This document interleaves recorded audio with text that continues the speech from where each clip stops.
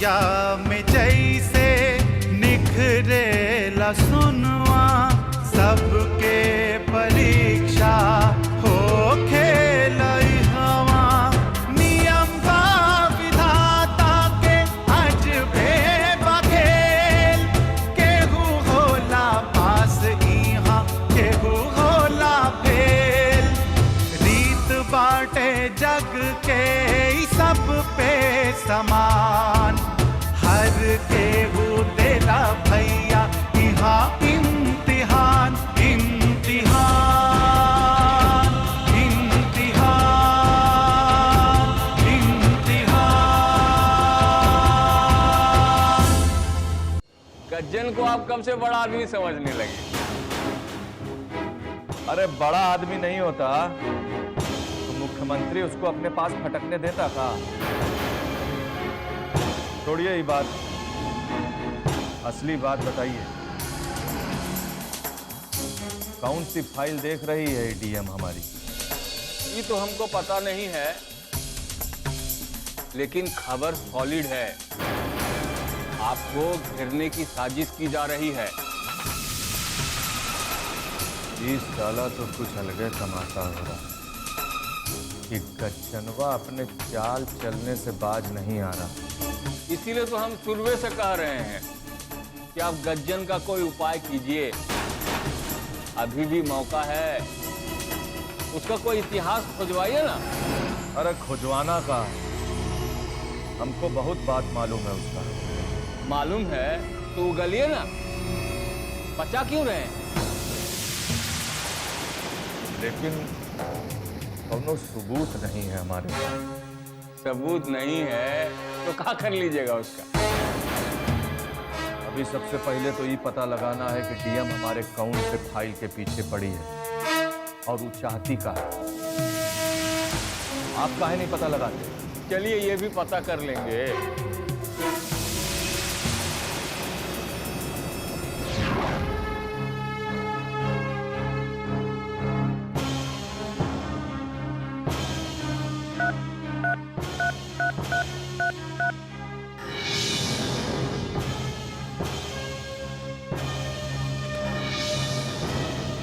क्या हुआ मैडम को? फोन क्यों नहीं उठा रही? ऐसा तो पहले कभी नहीं हुआ। कितनी भी जरूरी मीटिंग में हो, जवाब तुरंत देती है। क्या करें? मैडम के घर चले जाए? नहीं, हाँ, प्रिया से राहुल का नंबर लेकर उसे ही बता देते हैं। नहीं, ये भी ठीक नहीं होगा। क्या करें? बड़ी मुश्किल की घड़ी है ये। अगर मैडम को ये खबर देर से मिली तो हंगामा हो जाए। तो समझ में नहीं आ रहा क्या करूं। अरे हाँ, मैडम का लैंडलाइन नंबर तो मेरे पास है। घर पे ट्राई करता हूँ, कोई ना कोई तो फोन उठाएगा ही।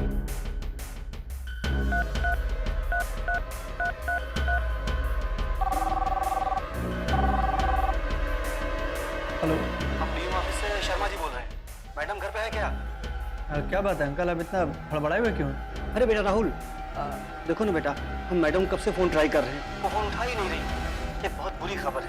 दीघा के पास गंगा नदी में एक नाव बीच धार में पलट गई है। 40 लोगों के डूबने की आशंका है।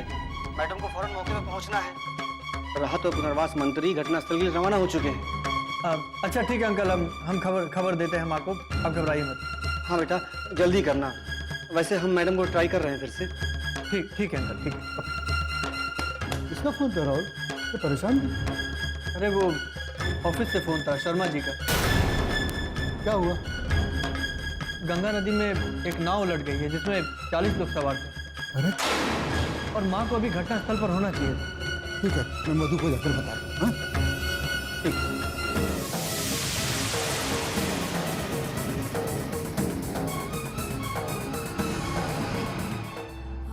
हम एक IAS ऑफिसर हैं, डिस्ट्रिक्ट मजिस्ट्रेट। जिले के हर अधिकारी को ऑर्डर देते रहते हैं, लेकिन घर में बेबस माँ जो अपने बेटे के ही सवालों का जवाब नहीं दे सकती।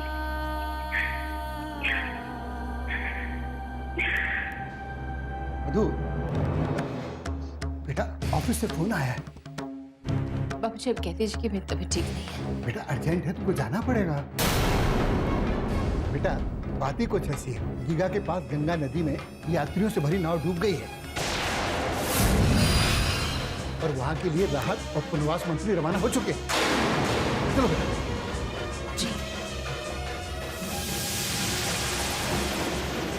चलते बाबूजी।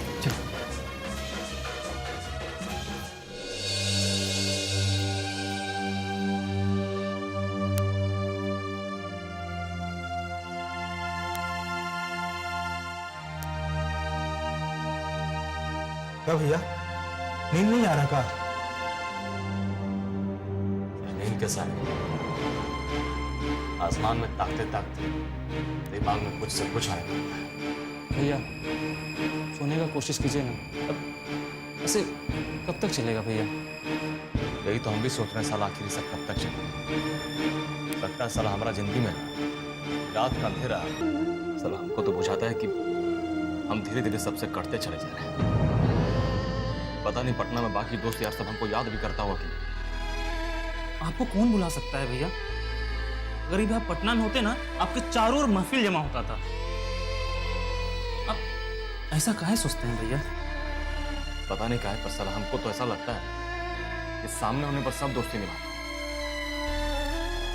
और निभाता भी क्या, हमारा पैसा पर गुलछर्रा उड़ा। अब जब पटना लौटेंगे ना तब पता चले कि कौन साला असली में दोस्त है और कौन दिखावे वाला दोस्त। अभी परसों ही अम्मा से फोन में बात हो रहा तो हम अम्मा से पूछे थे कि अम्मा हमारा पीछे हमारा दोस्त यार सब हमारा कुछ खोज खबर लेने आता है कि नहीं, तो अम्मा बताए कि अभी तक तो कोई नहीं आया। अब साला तुम ही लोग बताओ कि हम किस पर भरोसा करें। भैया हो सकता है कि वो सब पुलिस के डर से ना आता हो, कहीं उस सब से भी पूछताछ ना शुरू हो जाए। अरे यही तो हम कह रहे हैं सौरभ कि असली दोस्त का पहचान ऐसा ही मौका पर होता है। छोड़िए ना भैया, गुरु गोविंद सिंह को याद कीजिए। उन्होंने कहा था, एक को 1.25 लाख से लड़ाओ। हम लोग भी आपके लिए वही हैं भैया। हम लोग लड़ेंगे भैया, दुश्मन से भी और परिचित से भी। दिन बिल्कुल बदलेगा। भैया आप रोआसी काहे हो रहे हैं? साला रोएंगे काहे? रोने वाला कुछ दुनिया में आदमी को जीने देता है। रोने से तो इंसान और कमजोर हो जाता है। लेकिन हाँ, सर आज हमारे आंख में पानी जरूर आ गया, खाली ही सोचकर कि हमारे पास अब भरोसे का सिर्फ 6 आंख बचा है।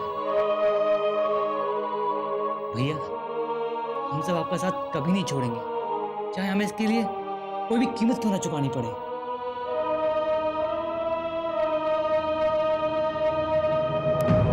और इसीलिए तो हम अंधेरा आसमान से अपना नजर हटा लिए, क्या कि साला वो हमको निराश करता है। लेकिन एक बात बताए तुम लोग, अब साला हम ही लोग को ये हालत से छुटकारा पाने के लिए कुछ सोचना पड़ेगा। साला ऐसे हाथ पर हाथ धरकर बैठे रहेंगे ना तो यही पड़े रहेंगे और इधर से उधर भागते फिरेंगे। साला कोई ना कोई उपाय तो हम ही लोग को ढूंढना पड़ेगा। हाँ भैया, हम लोग को खुद वकील से बात करना होगा, मिलकर पूछना होगा कि इसका क्या हल हो सकता है। ये मामला कोई बड़ा थोड़े है। अब 302 के मामले में जब जमानत हो सकता है, ये तो आर्म्स एक्ट का मामला है, ये कोई बड़ा मामला नहीं है भैया। हाँ, रोज तो अखबार में पढ़ते हैं कि कितना संगीन से संगीन केस में जमानत हो रहा है, और इस सब की बात पर निर्भर करता है कि आपका वकील कितना बड़ा है। बड़ा वकील फांसी के तख्ता से भी खींच लाता है, और उस सबका काम ही का है रात दिन झूठ बोलकर कोर्ट को बरगलाना, और कोर्ट को चाहिए का सिर्फ सबूत। साला सौरभ ठीक बोल रहा है। हाँ भैया, हम कल ही मुजफ्फरपुर निकलते हैं, एक दो बड़ा वकील से बात करते हैं, देखते हैं क्या बोलता है। हो सकता है पैसा का डिमांड काफी करेगा, वो भी बात तो पता चले, फिर कुछ इंतजाम किया जाएगा। तो कल जाओ, जाके वकीलवा से सलाह मशवरा कर लो, देखो क्या बोलता हूँ। जो जैसा बोलेगा वैसा किया जाएगा। क्या बोलता है रे? जी बिल्कुल भैया, चलिए सोया जाए। चल।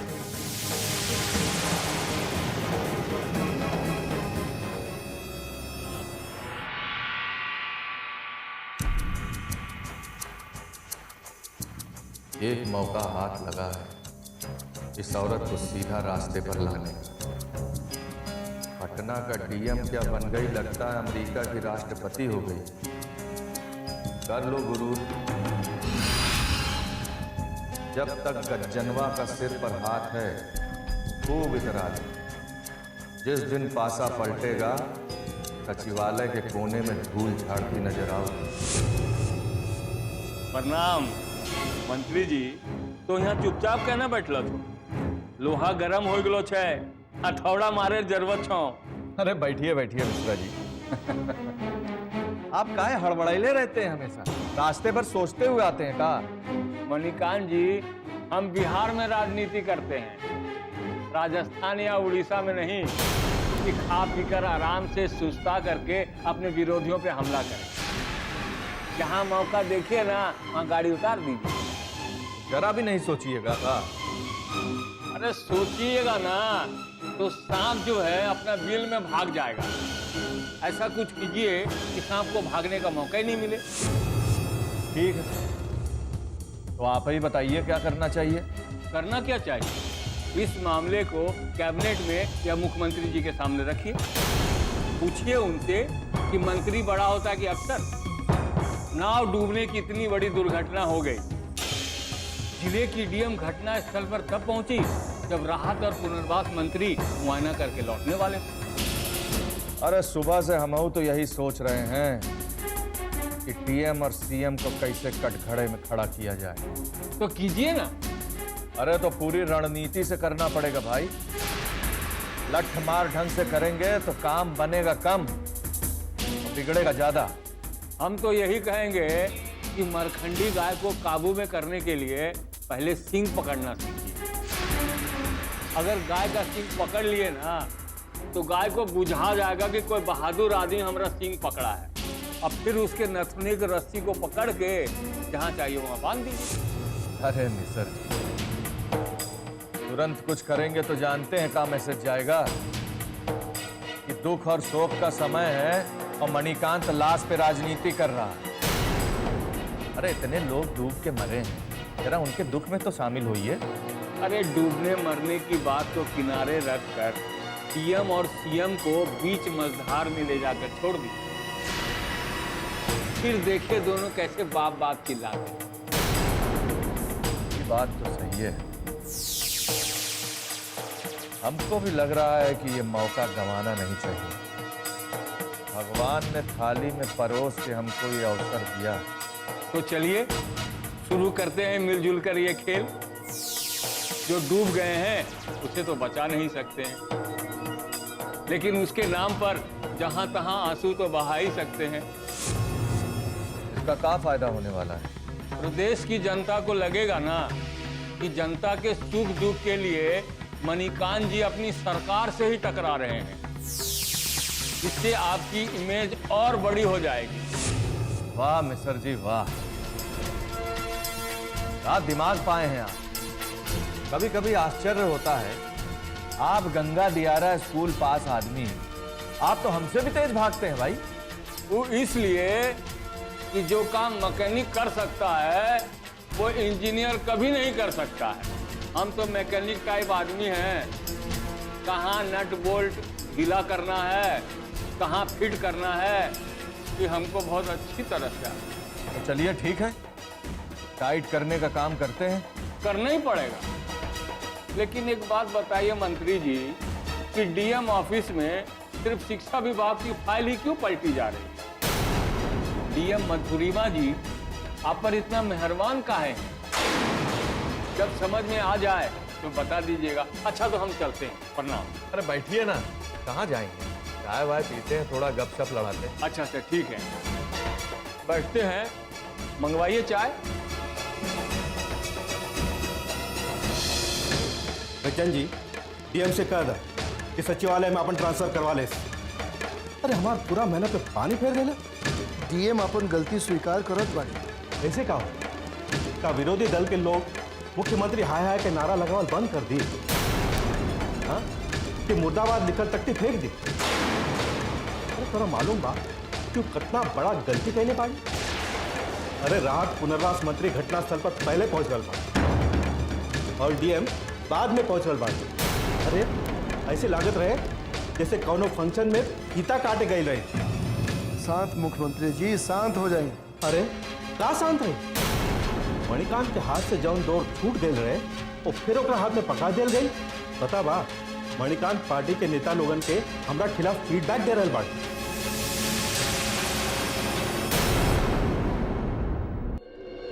लेकिन एक बात याद रखी, मणिकांत के सबसे कमजोर नस मधुरिमा के हाथ में बा। रउआ जौन दिन चाहब वही दिन विस्फोट हो जाई। अब मणिकांत कौड़ी के 3 हो जाई। हमारी भी दिली ख्वाहिश यही है कि डीएम को सस्पेंड होना ही चाहिए। उसने अपने ऑफिस में बुलाकर हमें जो गलती की थी उसकी सजा तो उसे मिलनी चाहिए। अरे वो शर्मा जी के तू समय पे फोनवा उठा ले रह तू तो बात आगे ना बढ़ाई। अब हमका अंतर्यामी है कि जान जाते की दुर्घटना हो गई बा। अब शर्मा जी के फोन तो आते रहना। क्या बात है प्रिया, कुछ परेशान है? हमने पूछा नाना जी तो कुछ बताया नहीं उसने।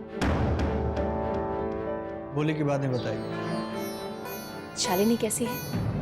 पापा तो आप ही के ऑफिस में हेड क्लर्क हैं। पापा से नहीं पूछती है मम्मी के बारे में?